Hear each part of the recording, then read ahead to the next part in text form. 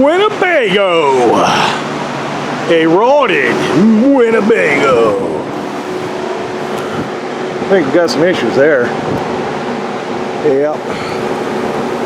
It's all coming apart. Oh, there it is, coming apart. You see the hole underneath here is all rotted. So it's all soft.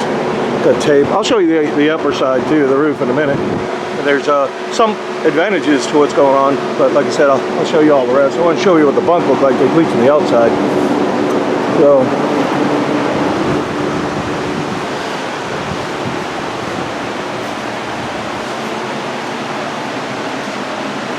got some tape right up on there. And some more tape on the side. I'm gonna go up there and take a look at the roof here. So if you take a look at this roof, fiberglass roof, it's a Phylon roof. This is solid. I've been knocking around this whole roof and you can hear it is solid. However, the edges, all the tape, all right, the tape that's coming up, by the way, all of it will come right up. And they had to go around the vents because that's a protrusion that came through the roof, right? Here's a termination. The protrusion's over there on the ladder. And then you right here as well. All these protrusions, skylight, see all the tape around there? All these protrusions are leaking. So people ask me all the time, they say, why don't I put a metal roof on? Why don't I put a fiberglass roof on? You put concrete on here. A piece of steel, it's not going to matter. If you don't have curbs, it's not going to function properly. But all this sounds good. So my concern is I just want to know if there's any bad spots under there. If there are no bad spots, it was just kind of like a couple little leaks, no big deal, and they notice it and fix it. Because all of it does sound good. But I'm probably not going to rip this roof up. Everything sounds good. So we'll spot check it. But that being said, you know, like I said, all this, it'll just come right up. It'll loosen right up. I mean, it's kind of stuck there. When the sun sits on it for a while, it's going to come up. The sun's UV rays will deplete the butyl out of this, and then it'll come right up. Okay? And that's just some, eventually the erosion effect. This is definitely not a long-term fix. Probably doesn't leak right now, you know, and obviously I'm giving it some force, but, you know, down the road, this won't take. It won't. And I know that's already coming up. I can see it way on the other side there, maybe at 2 o'clock. You can see it right there. You can see how some of that stuff's starting to lift. So, same here. So if you have one of these antennas, we're going to replace this antenna or omit it. I haven't talked to the customer exactly what he's going to do with it. But water will come down here and it'll get right in here, right in that little boot, and it'll trickle down. Make sure this is sealed, because where it'll end up going is they put some silicone on there. See how the silicone's coming off? Silicone doesn't stick to rubber. They used to put it on the package.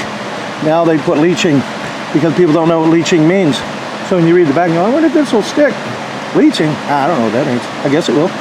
Leaching means things that kind of sweat out. We'll call it that way. Like you would leach sweat when you're sitting in the sun, right? So what happens to rubber is it leaches a carbon, and that's why if you have a rubber roof to go up there and swash your hand across, you'll end up with all that black on your hand. That's a leach. On TPO and PVC, they leach what's called plasticizers. So for that reason, the silicone won't stick to either of those, any three of those products. So not unless they're prepped. So here's another example. Cool bug. These are highly nutritious. I don't know about you. Those are pretty good. They're tasty. And this one was actually especially good because it's been sitting under there and got roasted by the sun. That's like a sun roasted beetle. You need to try those. Those are really good. So look here. People put this in here. See, there's a cavity in here, and you can see it runs all the way up in there. You can see all these galleys here. Water's still going to get in there, and this isn't even stuck to it. That's not a stick. This will peel right up, and then you'll get these chronic leaks, and water's going to find its way. right in here. Okay, water's going to find its way. It'll get in there. It'll get in here. Okay, it's not even stuck to this. Okay, still dirt in there. So even here, water's going to find its way. So these RV guys go, hey, I'll just do this. No, you're not. It has to be prepped properly for it to even work. So if you think you're just going to take that butyl, that's basically all that is, roof tape. You take that and just stick her down, it ain't going to stay. I've been doing commercial roofs for 30 years. Trust me, if it worked, I'd be doing it. That's why I don't do spray-on roofs.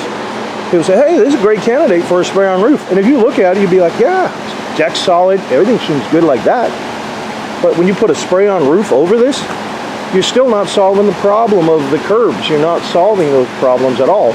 You need to get that problem solved before you start putting down a roof system. So, again, you put the, we have one up there, it's a Class C. It was probably a few videos back. It's a Class C that was sprayed. And everywhere around it, there was plastic, like the lens, and any areas that was plastic, or even the fiberglass for that matter on the backside, because it had some plastic molding on there. It didn't stick. It was leaking everywhere. So it was leaking through all the protrusions. It did sit pretty good on the actual deck itself, you know, but anywhere else it didn't. But as a rule, when we take these roofs up, we usually don't find a lot of problems with the actual roof membrane in itself.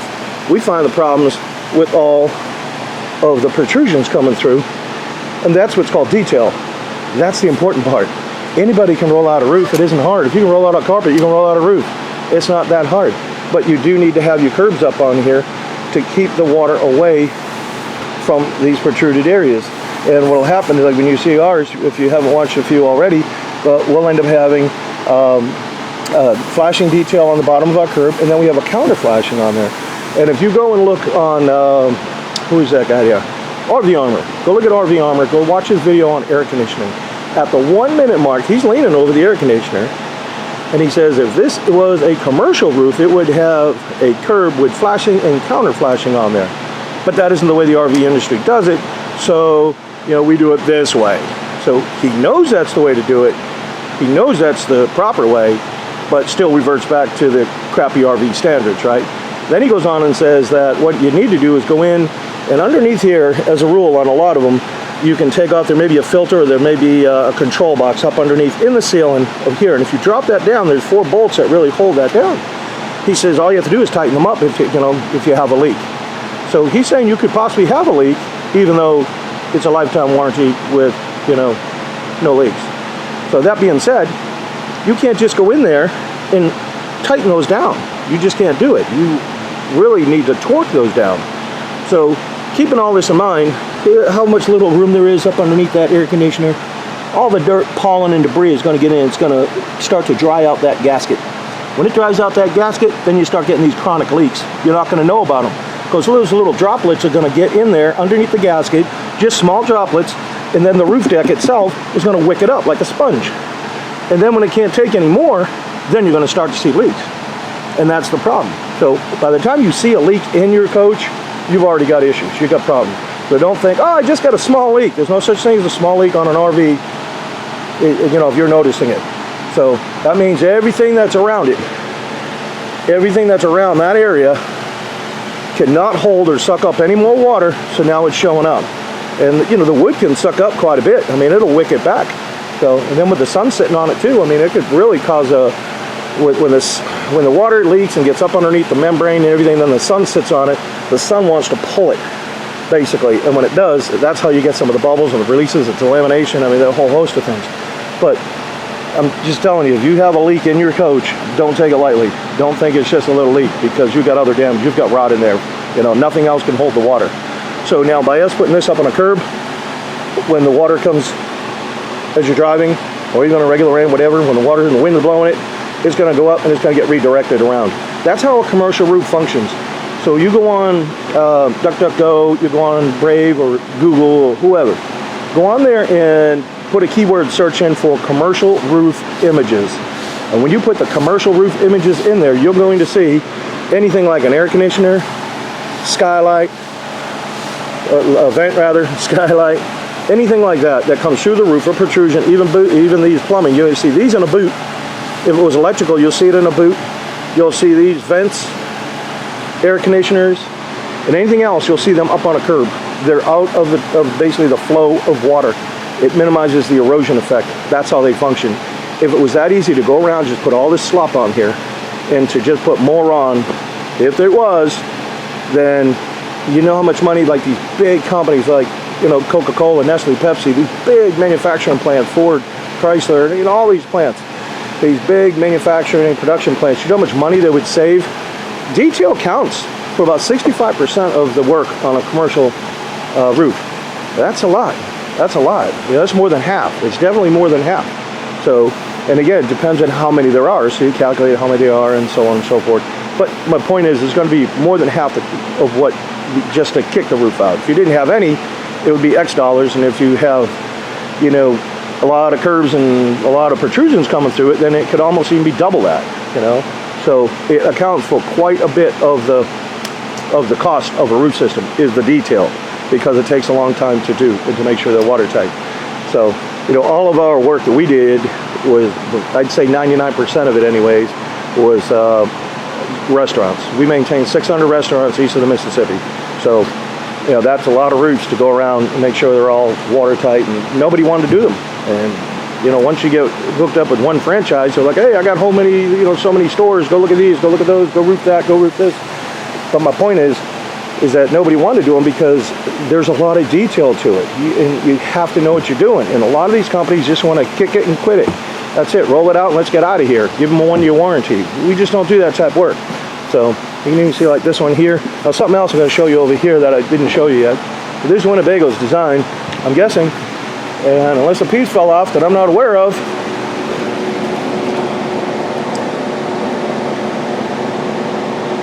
how much water do you think is getting down inside there? Quite a bit. So you can see they had some issues here around the window. You know, they taped everything up. You can see all that. So I'm going to try my best to clean that up. And if I have to replace it, it's not going to match the coach. I really try to stay with what I got if I can clean it up a little bit. Then you don't have everybody always asking you questions. Hey, what happened here? No matter where you go, you fuel up, wherever you're at.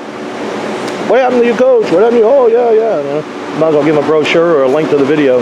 So the other thing that I'm noticing too is no caulking here on the lights. And these are little things that y'all can do. You folks can do is caulk these. Keep everything tight. Caulk everything. Go around, caulk everything. Don't be afraid to put some caulking on it. Use some decent caulking. So, you know, around the windows, everywhere. So I've got a couple of videos of carbon. Go watch the carbon video. We did the whole thing on that, and that took a long time. It had a whole bunch of silicone in it. Gee whiz, was that just crazy bad. But anyhow, the other thing I don't like is this. And I don't want Winnebago design this either. There's a water dam right now. And then in the winter, it's an ice dam and a snow dam, right? Water can't get off. So I want to know why they got it up this high and why this wasn't flipped down here with a gutter right there so it could come out. And I have to look at all that to see the elevation. Sometimes it'll interfere with a slide out motion, but I just certainly don't like that. So push come to shove, I may have to, you know, I'll redesign something for this. I don't like it. And I don't really have very good gutters on here. These are real narrow, really hard to get some, you know, you get a little bit of dirt and pollen in there. I'd like to put new gutters on here just for that reason. And also, I don't have this gutter. And if I try to extend that to make a gutter, then, you know, that just isn't going to match. So let's try to keep it all the same. So let's see what Mr. or Mrs. Customer has to say, and we shall go from there. But like I said, I like the sound of this, I really do. So this is a good substrate. So it just needs some prep work. Okay, and then the other problem that I see is this. Roofing's gonna come over. What are we doing with all this? How do you get all that watertight? You see? Well, you be thinking about that. I know what I'm gonna do. Well, you be thinking about it. Because when you see it, you'll go, oh no, I wasn't thinking about that. That's much better what he did. All right, let me get off here and get some work done. All right, we're gonna go inside and take a look at our mini Winnie. Coming through, coming through. Oh, come around this way. Ah! So we got the cabinet out. And we saw this That looks like it may be some sort of vermin nest. Some sort of mice. I just like to make note of this stuff because, I mean, we're hoping all the wiring and everything works. We don't know where those little critters went or how far they went. Over here, whoop, getting a little blurry. Fix that for you.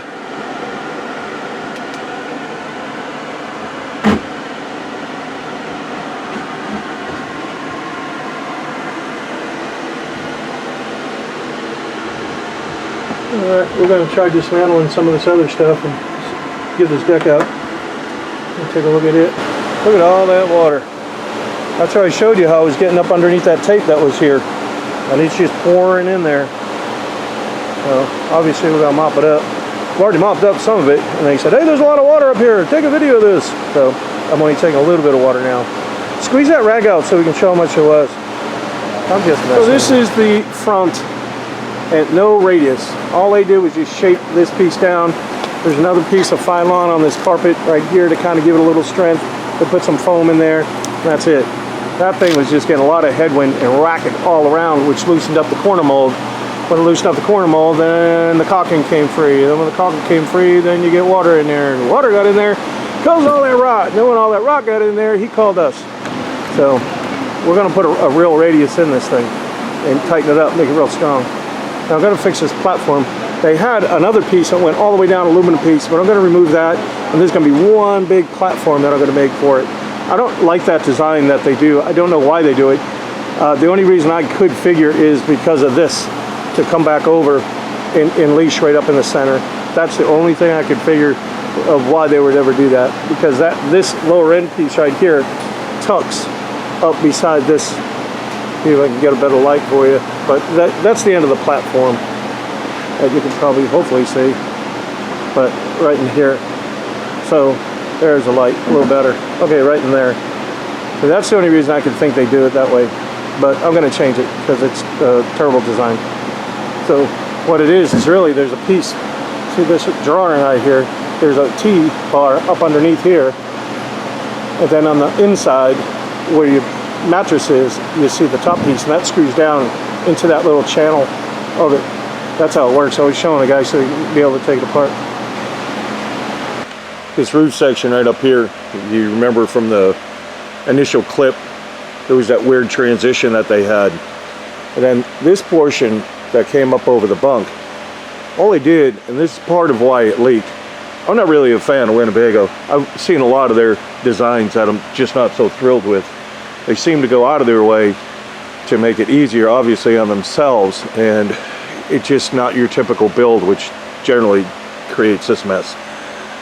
So on this whole piece was all one piece. What they did is they laminated a piece of Phylon to foam, and then the foam had these little reliefs in the foam, relief cuts, which allowed it to bend around, and there was no support at all in the front here for a radius. And then this piece just ran up, and then way at top on here, that was this heavy plywood. So that's what we got. This is the piece right here. There's the vent. You can hopefully see what I'm trying to show you. So this is a piece of heavy plywood. All I did was throw this on here. And the problem is, with something like this, with an 8-foot span, it's going to sag. There's no strength to it. And also, it's too daggone heavy. All I did was use 1-inch foam down in there, to fill in there. But it's just too heavy. This is just, it was not smart. So we're going to try and salvage the carpet on here. That's our plan. And then I made this one here. And some of that mess there, we shaved it all down and everything. There was a little depression, so I just filled it in. We're going to clean it back up. And then I'm going to laminate another piece. But this is going to fit right on top over here. That's the ceiling piece. And then I've got a new radius that I already made. And then we're going to put another piece on the top, and we're going to put it all back together the way it's supposed to be. It'll be a lot stronger, and then we won't have any issues with it. The same with the platform. The platform is the part that you actually sleep on.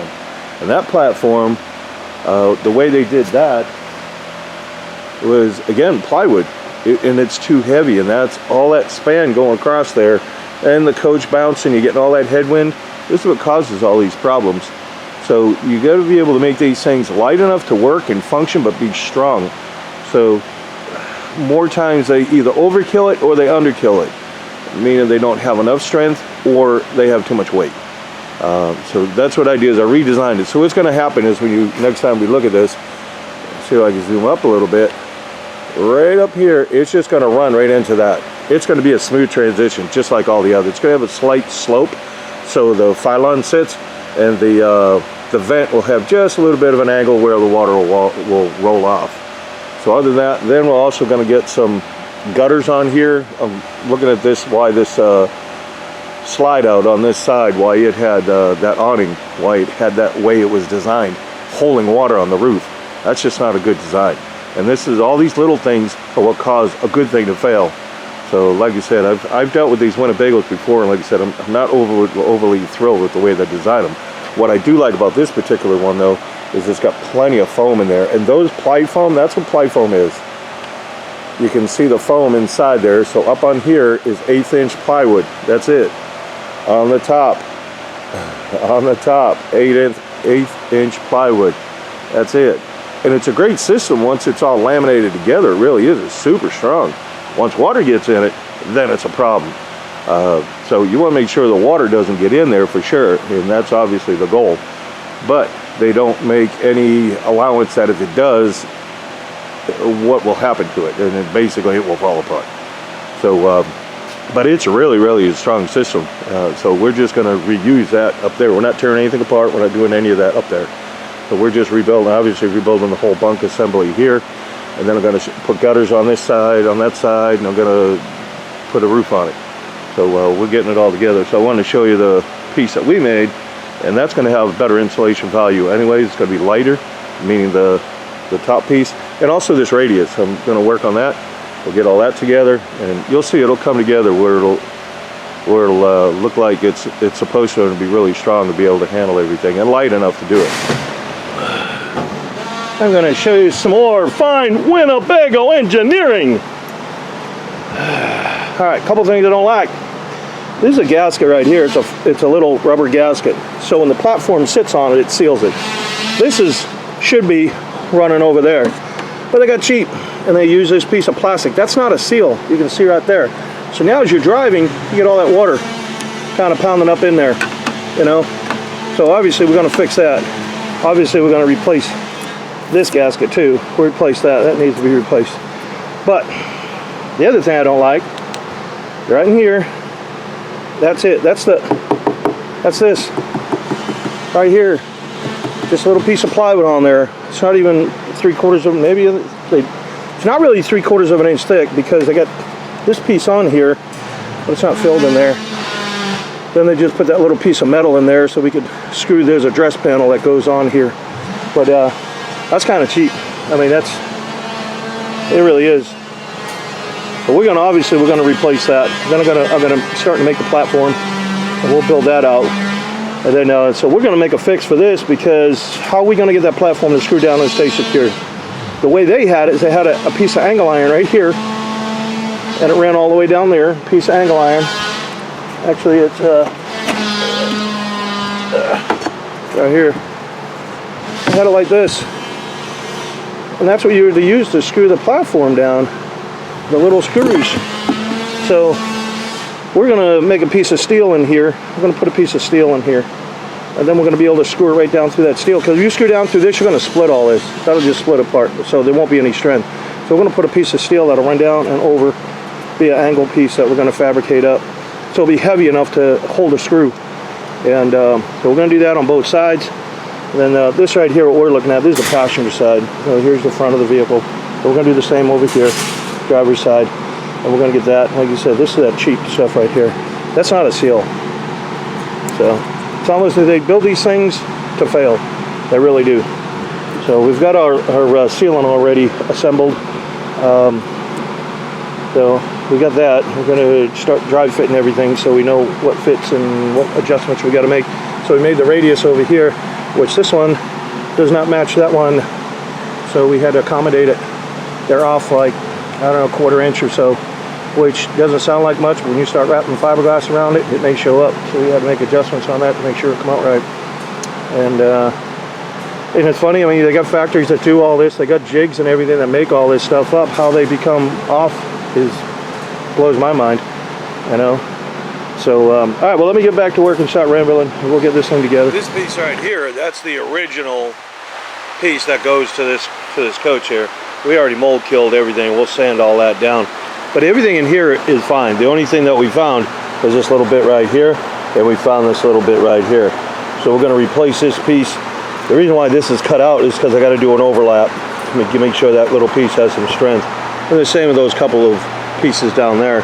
Otherwise, it's got all the foam in it, it's got everything else in it that we need. There's no sense in tearing it apart. There's nothing wrong with it, except for the items that I just mentioned.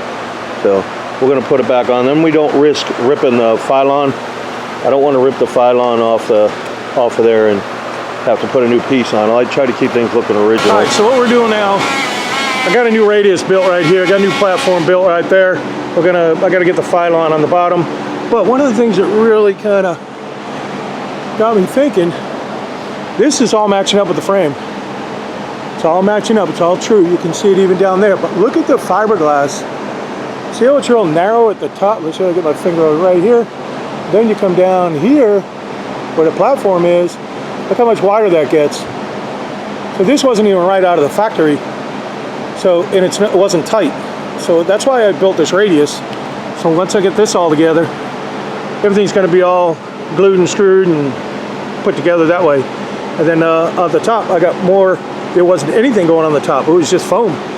So I made little. When you have more than one radius, it's called radii, and I have a bunch of them going across that I'm going to strengthen up.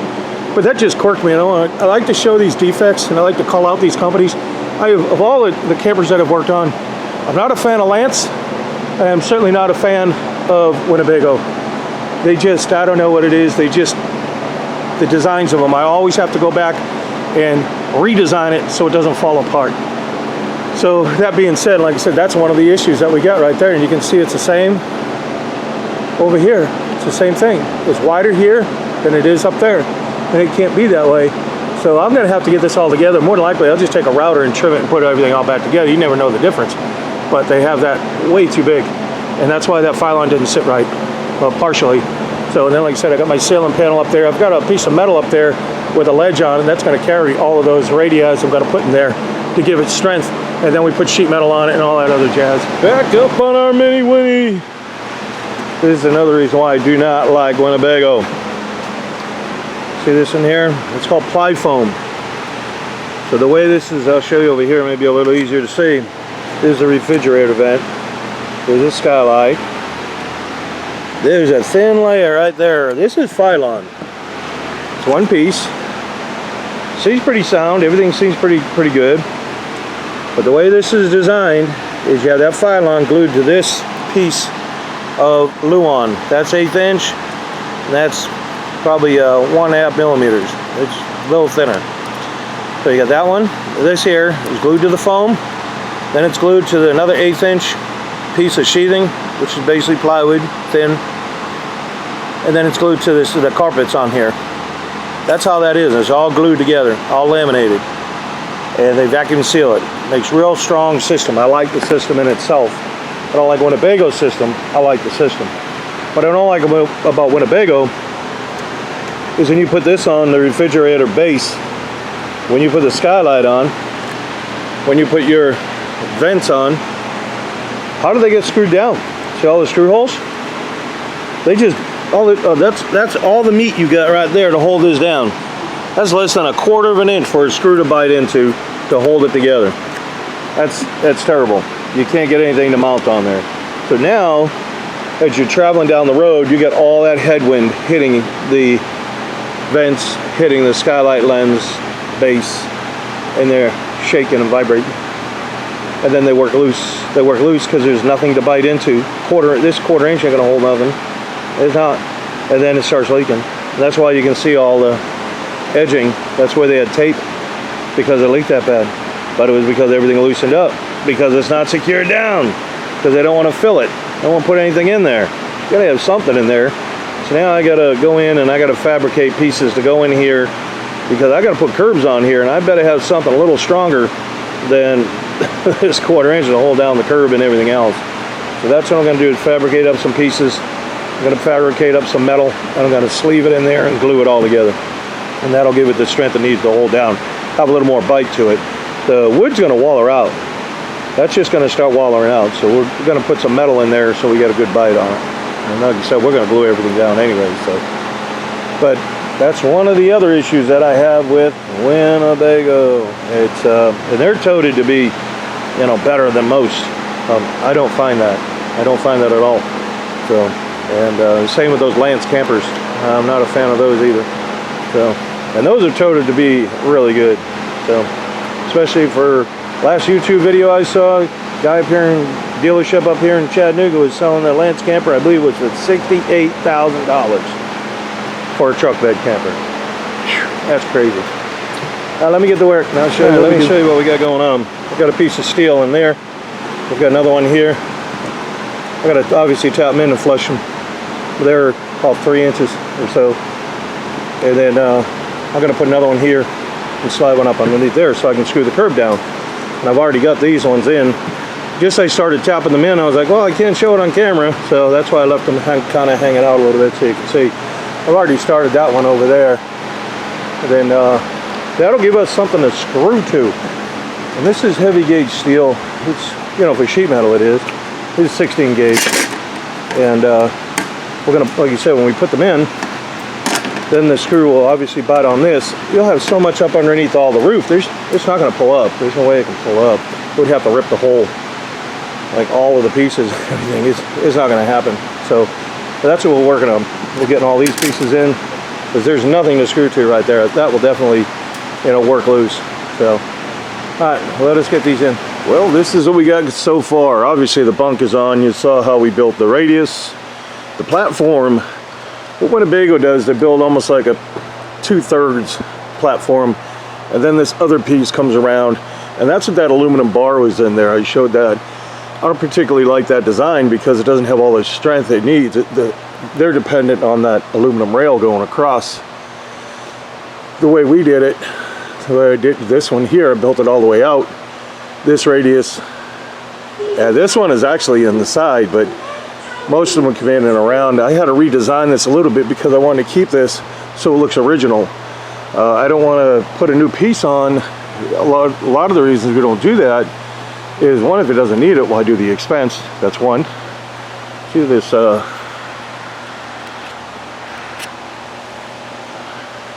looking at the lens view, the view thing here, it looks like the shutter wasn't opened all the way. But a lot of the reasons why we don't do it is because, one, it's an expense, and two, once you put something new on there, no matter where you go, get fuel, wherever you stop, once you get out, someone asks you what's going on, what happened, what happened, what happened, what happened, you know. So we try to just keep it original so no one knows that there was any issues or any work done on it, you know, mainly for that reason, a lot for that reason. And then also the other reason is too, when you go to sell it, it looks all original. So, but getting away from all that, this is what's called delamination over here. And what happens is the water will get down inside there, and it gets in between the plies of the sheathing, and it basically will delaminate. In this case, it got in between the sheathing. There are different forms of delamination. It could get behind, like there's foam in there, that white you see, that's all foam. You could get water down inside there, and it could delaminate from the foam as well. It could get on the other side of the foam and delaminate it from the inside of the wall. So there's all different types. So these guys that are on YouTube saying, hey, this is all you got to do, it's not really all you got to do.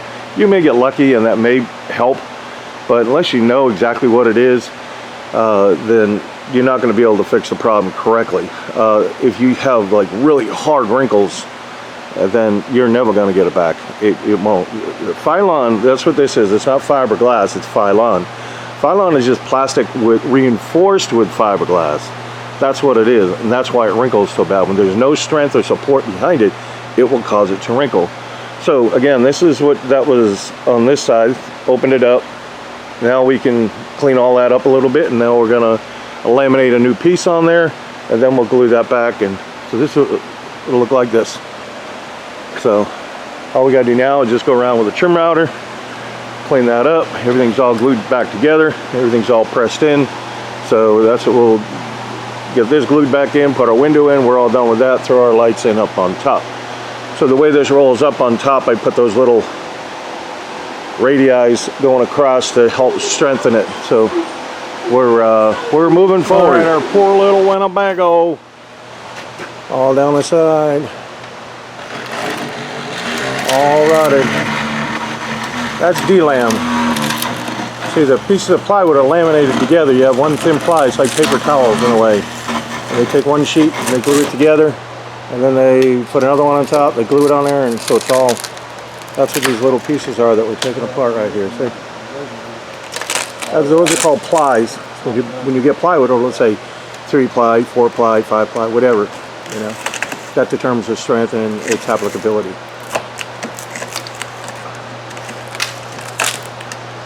All right, we got to roll down. We just haven't got the big roller on it yet, but we get all that. We got to do some. This is going to be for that back apron. That's where it is. That's why we don't need to put protection there. But all of this had the tape on there. That's going to sit nice and tight. We use the old substrate. What we did is the existing roofing, the Phylon roofing, it was in real good shape. There was nothing wrong with it at all. We just prepped it. Once we prepped it so it will be able to accept the adhesive, and once we did all that, then we just glued it right down. So we just got to cut out all our vents and all our, you know, like skylight and plumbing and all that stuff. Get this stuff mounted. Now that I put the steel in there that I put up underneath, that'll have something nice and strong to screw to. So we're going to do that. And then over here on this ladder, all they had on the ladder was some rivets that went for this ladder into 1/8 inch. That's not going to hold. So we're going to do something a little better with that. I'll show you how when we go to get that done. But we're going to put some mounts that'll go actually in there, and it'll get up underneath the roof and then spread out your, and it should hold it. We'll put a different screw in it. So right now we're just rolling out with my balance roller, but we're going to be getting up here with that big heavy roller. I'm looking for it. It's not behind me. It's right around here somewhere. We're going to roll it down with that big heavy duty one. All right, this is our ladder that's going on our great Winnebago.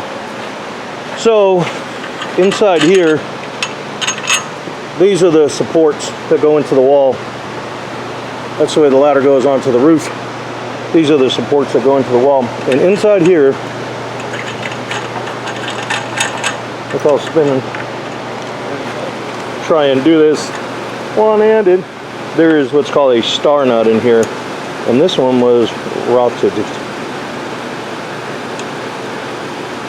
So we replace it. See if I can get this out.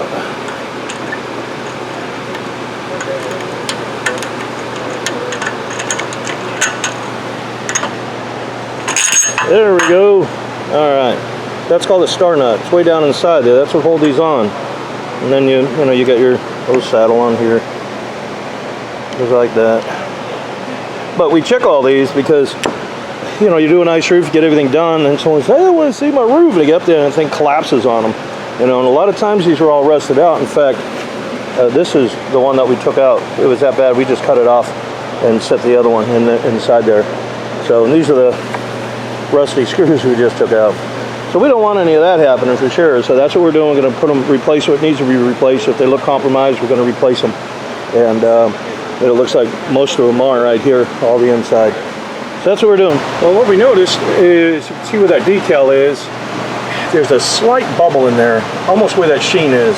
It's got a bubble out. There's some D-lam going on right there. Let's see if I can get around the back side here. And it looks like somebody hit something right here and pushed it in. Actually, you can see it right here. Oh, it's kind of buckled, but the whole thing is pretty loose. So we're going to see what's going on with it. We've got to fix that. We can't send that out like that. I mean, that's a leak. But there is D-lam. You can hear it and feel it. Like, see that? You can hear that noise.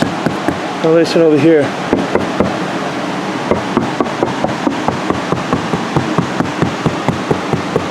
So there's D-lam behind there. And we're hoping that it's not anything major. It's something that we could probably just epoxy back. I don't know.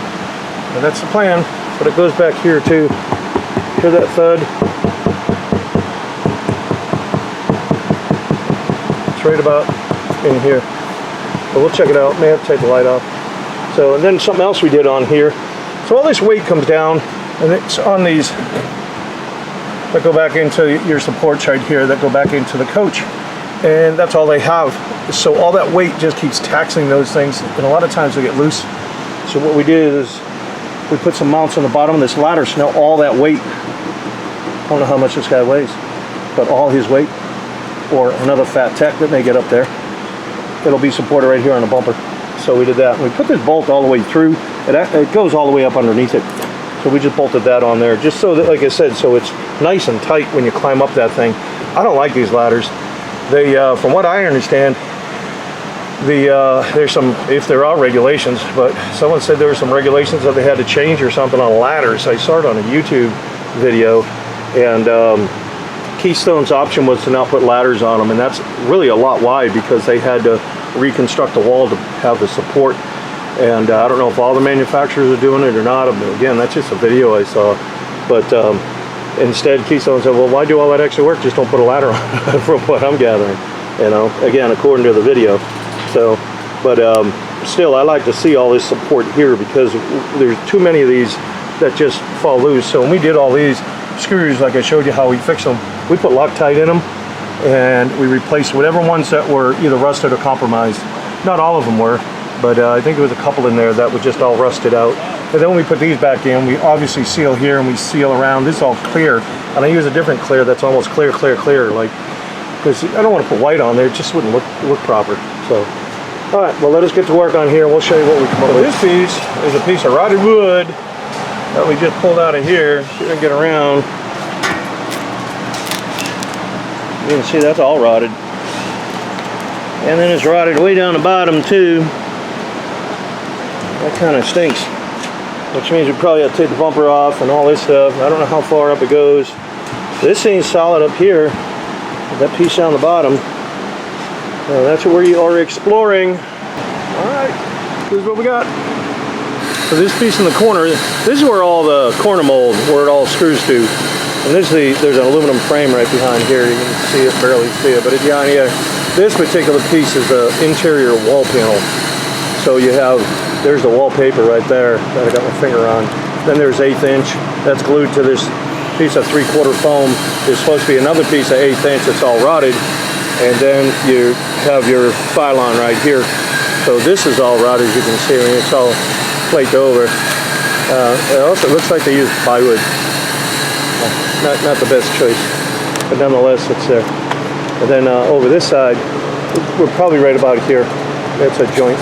So we can clean that up, and we'll clean all this up. We can get this, we'll glue it back. And then the framing down here is all rotted. There's all the trash. All the mulch is right there. So that's what we're gonna do. We're gonna peel this back, we're gonna clean it up, and then we'll get it all glued back in there. It's easier said than done, but it's a little bit of a process, but that's what we do here. So we're damn cool. All right, we've got our repairs made. We're just gonna stick this last piece in that's right here. We'll stick it in there, and then all the other repairs to the bottom. That's new Luan down there with new framing in it. We got new framing going all the way up. We already stuck this side, this side, this side, this side. Now we're gonna stick this side that way onto this side, over this way, like that. All right, our little mini Winnie is back together. We put it all here, it's all done. Ta-da! We fixed that little patch right there. That's been epoxied in there. So we got all that, everything else is done. So we are ready to roll her out. I'll show you the roof here in a second, but otherwise it's all done.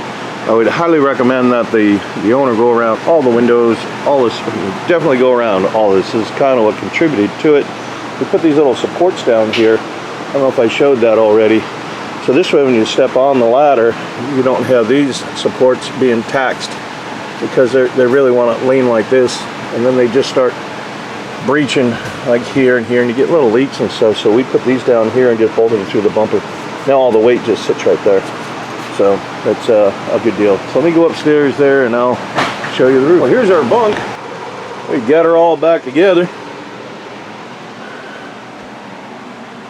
So there's a light that here's what happened on the lights. The lights are fine, but trying to get that one apart, there was a tiny rip in it. So what we did is just dropped another wire down there. We're going to put another light there, I guess, or suggest to put another light in there. And then one here, we don't know if they're going to match. If we put that one in, we don't know if the new one is going to match. So that's why they're not in. But otherwise, I mean, they got power and everything's ready to go. So other than that, she is ready to rock. Then, you know, we cleaned it all up. That's what we do. Vacuumed everything. We had all the pads in here. I think you already saw all that. So, you know, that's not the right time. Just to let you know. All right, let's go up and we got the side bunk here. We already got that one done as well. And we had a little scar right up in here that we had to cut. We epoxied that. Put that back together. And then obviously fitted all this in, put new in there. So that's all set. Everything's been caulked and sealed, and so we're pretty good with all that. All right. Let's go so there's our, I don't know if you want to call it a logo, or we put these stamps on here. We do that for a couple of reasons. Well, we put that on there so folks will know that this is a pretty new roof. All right. There's our stamp, RVRI, July 22. So that's when we got the roof on. We put those on there so we can monitor the roof as it's, you know, when it comes back for inspections. We want to see how it's doing.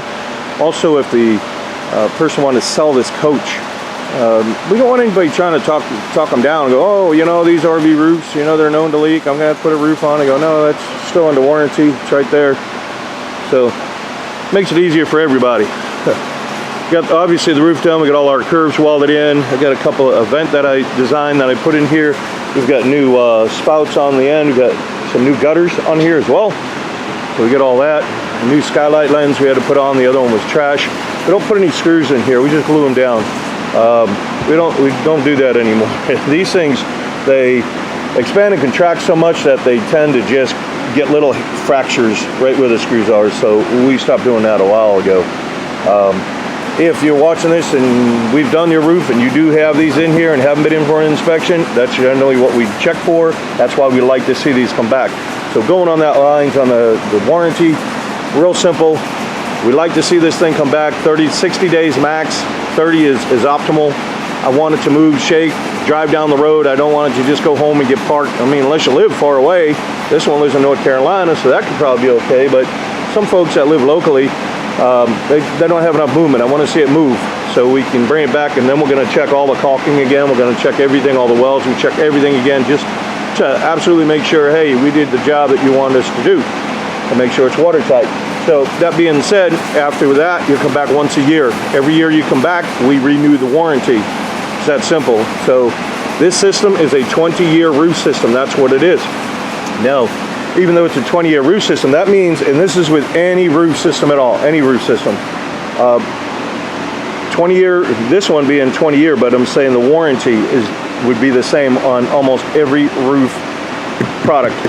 Would be the warranty means if the roof itself, the material, if it fails, then they would say, all right, it prematurely failed. It will fail eventually, and everything gets prorated. Even on metal roofs, people say, oh, it's a lifetime warranty. Well, not really. It prorates down, and the finish will start to degrade, you know, with the UV light and so forth. And if you read, it'll say unusual oxidation and fading and so on and so forth. The same with these. They don't know who's installing this, so they can't warranty all of the other stuff that we've done because they don't know who we are. And, you know, what if they said, sure, we'll warranty so-and-so, and that person doesn't do a good job? Well, they're not going to, you know, hang their head out there just for that because somebody didn't do it right. So that being said, bring it back here, we inspect it, and then we renew it every year. All of these curbs are all welded in. All these curbs are all built with what's called counterflash. We built all those in there. And then this is a solar fan. So what happens with these lenses is in the morning you may have some dew on there, and even if you get in your car, you'll notice dew on the outside of the windshield, and you'll notice on the inside of the windshield, and that's why you would probably put your defrosters on. That being said, when the sun comes up, it'll evaporate what's on top here, the UV light will. But since these have a lot of UV protection properties built into it, it's not going to evaporate what's actually up underneath the lens. And then it just will start condensating because it'll get warm. It'll condensate, and it'll just drool down, and then it could probably get into, in this case, it probably could get into a curb, but if the curb's not there, it'll get into the roof deck, may even drool down into the ceiling panel. So, and that's pretty common. So, that being said, I designed this fan right here. This is a solar fan, and there's a trough that goes in here, runs across. So now, when the sun comes up to evaporate this off, that fan kicks on, and it starts to draw. Now, normally I have one of these little pipes right here that I have for an intake, but this was so close, I put the intake right here. Now it's all covered up, so that's easy peasy. We put that in there, and it's also out of the weather and everything else. On this one, it worked out great. We didn't have to put that extra.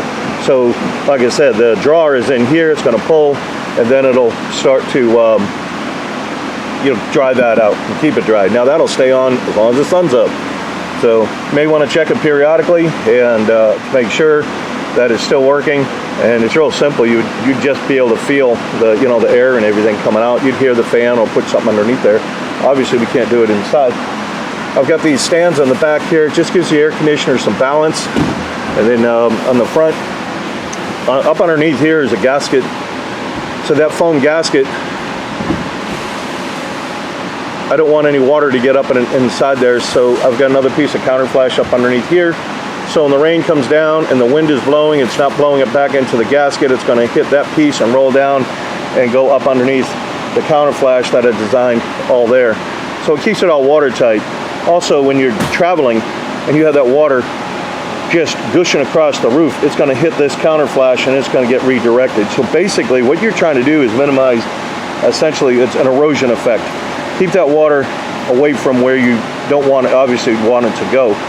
So obviously this is all sealed. We got everything all caulked and sealed, and we got 2 strikes on top of the turn bar here.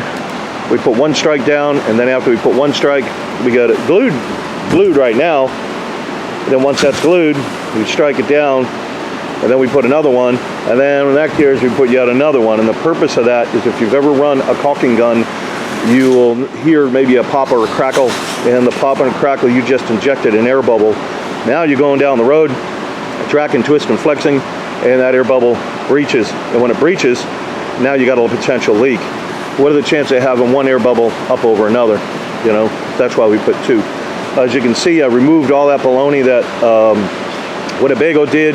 They had that big ledge, and this come in kind of straight, and then it kind of had that was a mess. That was just stupid. So we got rid of that.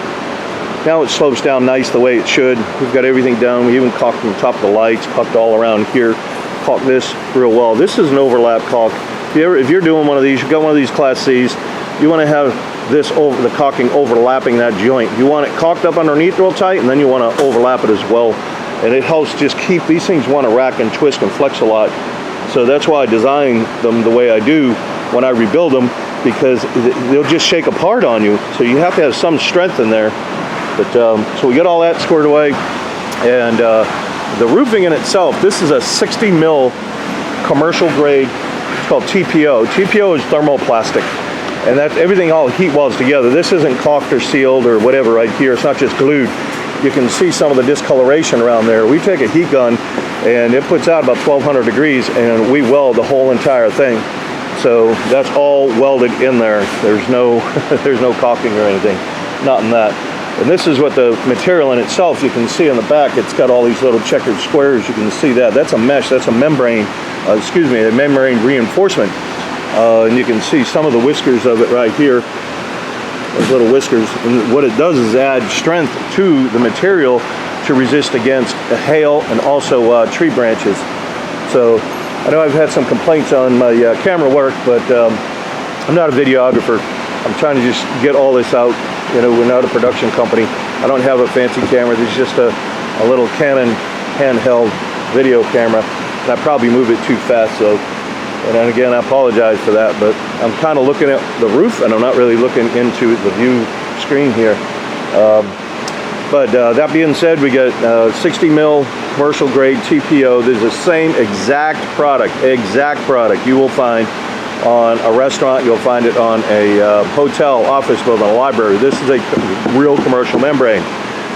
We also got these boots right here, and the purpose of that is to, if you see the way they do them, they just put them down there and slobber it. that's going to stay watertight. You're done. Even with this thing moving and racking a little bit, it's going to stay watertight. That's real flexible. So obviously we put some gutters on here, new gutter spouts, kick that water away from the coach. That's what you want. And then, like I said, I highly recommend that the customer go around and caulk all around the windows, go all around the latches and everything else. And we generally go over that when they come in to pick up their coach to make sure that, you know, they got everything, all the information they need. Then we'll leave them with a care package. Care package will have a patch in it and some caulking and some other stuff in there for them, pens and heat tags and all that baloney, and we go over that with them. So we appreciate you watching, and if you're headed this way, keep in mind that you know, we are working the best we can, but you know, we get some stuff that comes in here that takes us a little bit to do. So we were almost done with this one, for example. We were almost done with this one, and then we found all this rot in this corner. Well, that's going to add a little bit more time to our work. So it throws, and I'm not going to use the word calendar, I use the word board. It'll throw our board off. So the person who's behind this one, you know, it may be another week for me to go get them. And, you know, I run 3 bays, so sometimes it gets, you know, a little hectic in here. But we want to make sure when we do the work, it's done. It's done correctly. I don't want to shortchange anybody, and we're not going to. As a rule, most all of our customers have been awesome and understand, but I just still like to throw that out there. It's not like we're going on vacation every month and not getting anything done. We do the best we can to move them out, and but like I said, just keep that in mind when you bring it in, that, you know, we don't give an actual date of when we're going to start. We don't give an actual date when it's going to be completed. So that being said, we're all set with this one. We appreciate the customer bringing this coach all the way from North Carolina.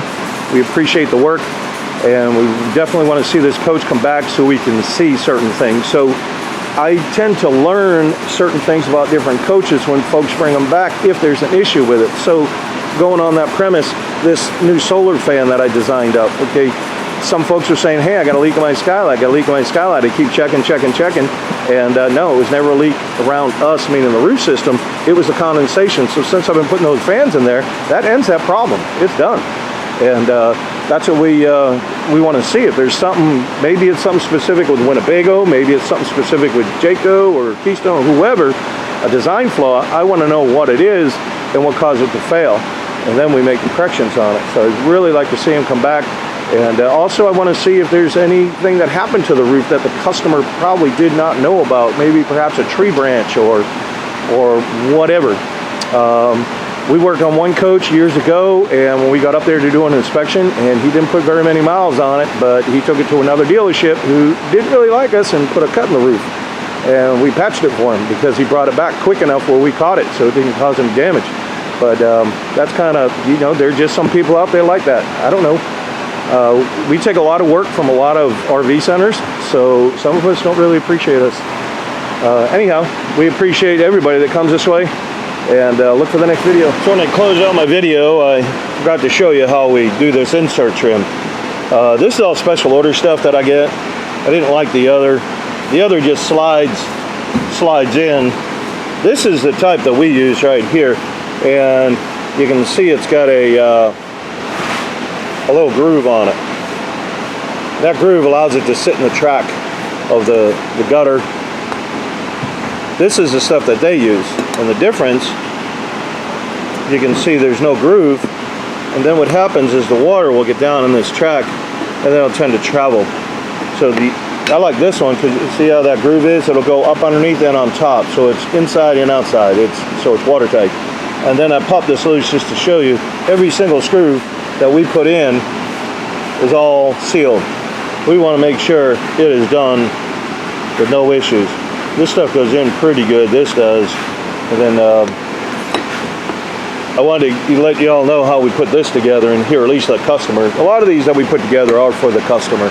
You know, we appreciate everybody watching for sure, but you know, we want the customer to know all what we did, what we found, and so forth.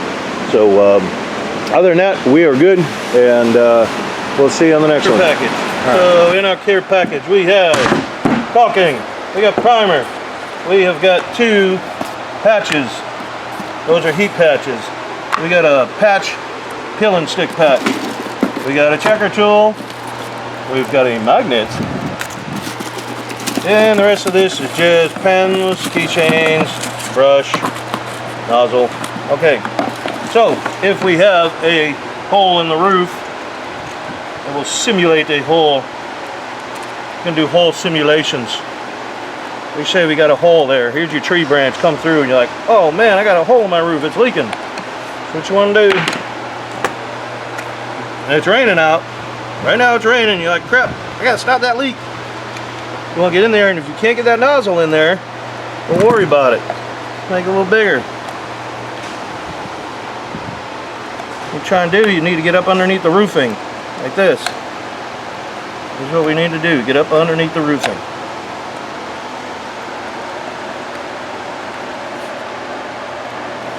Then you're going to take and you're going to put this up inside there, and you're going to squeeze, squeeze, squeeze, squeeze. Hopefully this thing is plugged up. There it goes.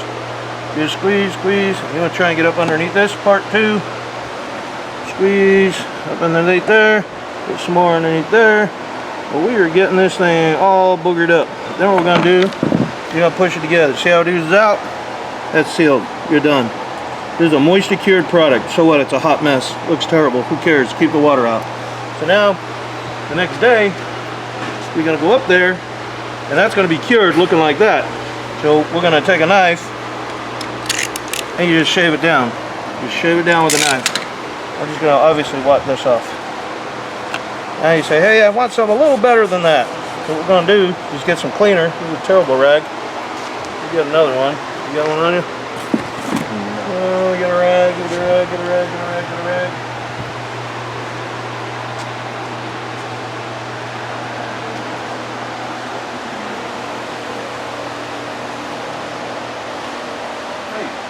What you gonna talk about, man? Nope, just leave it alone. Oh, leave it alone right now. We're recording now? Are we on? Yes, sir. Okay. Alright, so now we cleaned it off with a knife. I just washed that up because it's still wet. Take that off. So now we got a patch. This is a peel and stick patch. We're going to take that, we're going to center it over there. Just take a pen and go around like this. I like to kind of put a dash like that so I know who's where, what, and where, and how. So now there's what I got. So in the package we got primer. We also have a brush. You're going to take that, you're going to go all inside the square. You're also going to go outside this square about 3/8 of an inch. Outside about 3/8 of an inch or so. Once you get that, there's a film on the back. You peel the film, now you know which side you are, see, that's because there's your marks. And you peel that film back. Get the fingers, fat fingers in there to get the film off of this thing.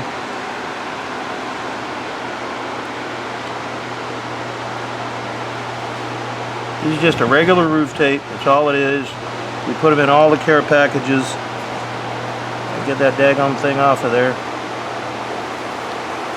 Probably use some fingernails, probably help. Come on. There it is. Okay. There it is. Now you got the film. You take that film. So now we're going to line it back up with this. We already got the primer under there. You just peel the film back, and as you do, you just rub it down like this. Sometimes that film will get a little stuck in there. This is just a butyl. You just kind of try to keep it as even as you can and flat as you can. Boom, you're done. There it is. So now, out here, this is where your primer is. You put the primer on there. You got primer there, and now you're going to put primer here. You want to prime all this area with your brush. Prime all that. Then you're going to come back. Once you get it all primed, then you're going to put a little bit of caulking on it, just like this.